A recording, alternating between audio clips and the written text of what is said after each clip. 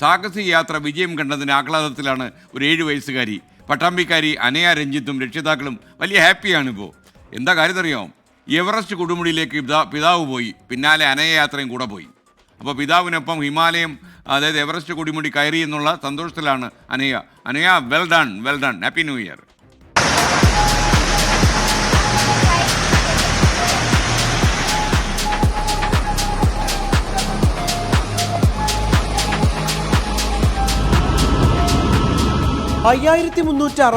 Metre ഉയരത്തിലുള്ള Everest base ക്യാമ്പിലെത്തിയ ഏറ്റവും പ്രായം കുറഞ്ഞ മലയാളി ഇനി പട്ടാമ്പിക്കാരി അനയയാണ്.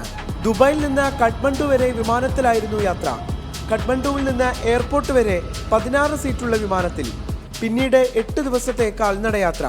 കൂടെ ഉണ്ടായിരുന്ന പല സംഘങ്ങളും പല ഘട്ടങ്ങളിലായി യാത്ര നിർത്തി തിരിച്ചിറങ്ങിയിരുന്നു.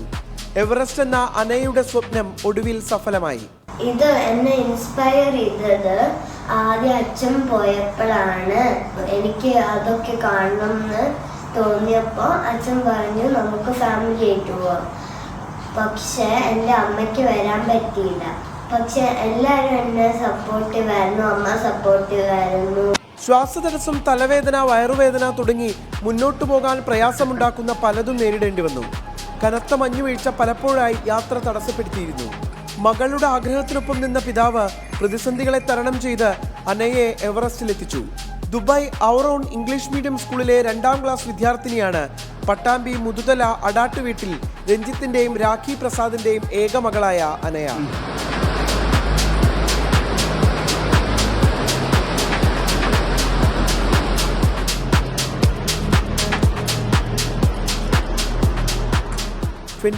പാലക്കാട്.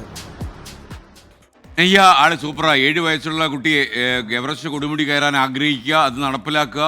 പ്രായം ചെന്ന ആളുകളും ചെറുപ്പക്കാരും ഒക്കെ തന്നെ പലപ്പോഴും ഈ യാത്ര ഇടയ്ക്ക് വെച്ച് മതിയാക്കി തിരിഞ്ഞു പോരുന്നതൊക്കെ തന്നെ ഈ എവറസ്റ്റ് കൊടുമുടിയിലേക്കുള്ള യാത്രയിൽ സാധാരണ സംഭവമാണ്. പക്ഷേ അനയ അച്ഛൻ്റെ കൈപിടിച്ച് ഇത്രയും ഉയരങ്ങൾ കൊടുമുടി കയറി എന്ന് പറഞ്ഞാൽ അവളൊരു അസാധാരണ വൈബുള്ള ആളാണ്. You are super.